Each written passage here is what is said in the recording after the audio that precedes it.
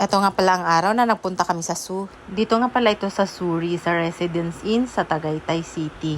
Matagal na kasing humihiling ang ating little Gia na makakita ng lion at saka tiger. At ayan, pagpasok mo pa nga lang sa may entrance ay nakakita na kagad siya ng tiger. Hindi nga pala ito ang unang beses na nakapasok ng zoo ang ating little Gia. Nakapunta na rin kasi siya sa Manila Zoo, pero hindi na nga niya ito matandaan. 1-year-old pa lang kasi siya noon nung nagpunta kami ng Manila Zoo. At dahil gustong-gusto nga niya na makakita ng mga animals ay dinala nga namin siya dito. Maraming ulit na nga pala na nakapunta kami dito. Dinala rin kasi namin dati yung aming panganay dito na si Jayden. May hotel nga din pala sila dito. Isang beses nga ay dito na nga kami nag-celebrate ng daddy ng aming anniversary. May libreng breakfast na nga din pala kapag nag-check-in kayo sa hotel nila. Marami na nga din nagbago sa lugar na ito. Napansin ko nga na mas kumonti na ngayon ang mga hayop nila dito. Pero okay lang din naman dahil mukhang nag-i-enjoy pa rin naman ang ating little Gia sa mga nakikita niya. At kung pupunta nga kayo dito ay matatanaw nyo din dito ang Taal Volcano. At kung mapapansin nyo nga ay hindi siya gaanong kita ngayon at dahil nga sa umuusok siya. Meron din sila dito iba't ibang uri ng ibon tulad ng mga nakikita nyo.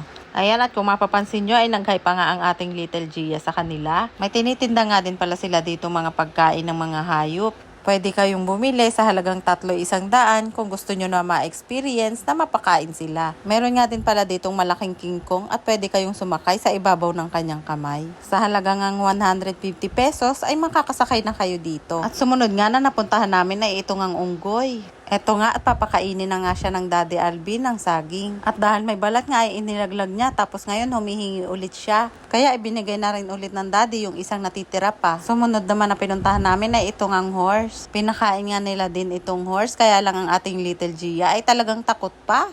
Katabi nga lang din pala nito itong kulungan ng mga goat.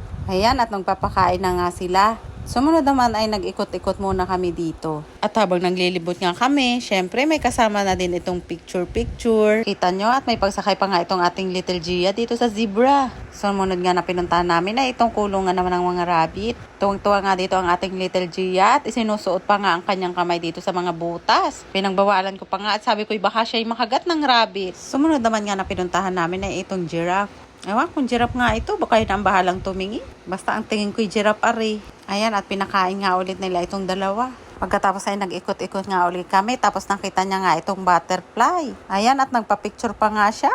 Tapos ang sumunod naman na pinuntahan nila ay itong kulungan ng mga layon. Hindi na nga ako sumama sa kanila at ako'y nababahuan. Pagkatapos nga ay nagbaba kami sa hagdan na ito at tanda namin nung kami nag-check-in dito ay marami ding mga hayop dito. Ambay, ang nakita na lang namin peacock at saka mga ibon. Tapos yung mga kulungan ng baboy at ng mga layon ay wala na nga ding mga laman. At dahil nga napansin namin na mga wala na nga laman ng kulungan ay di tinanong namin ng staff nila. Ayun, ang sabi ay dinala na daw dito sa taas ang mga layon. Ayun, din napagod lamang kami sa pagkababa doon sa hagdan ng pagkatarik-tarik. Napabili tuloy ng soft drink sa sobrang uhaw at pagod. Tapos sunod na ginawa namin ay kinuha lamang namin ang aming mga picture at lumabas na nga kami. Abay, nung makakita ng kabayo, are at nag-horseback riding pa nga ang dalawa. Ayun lang. Thank you for watching.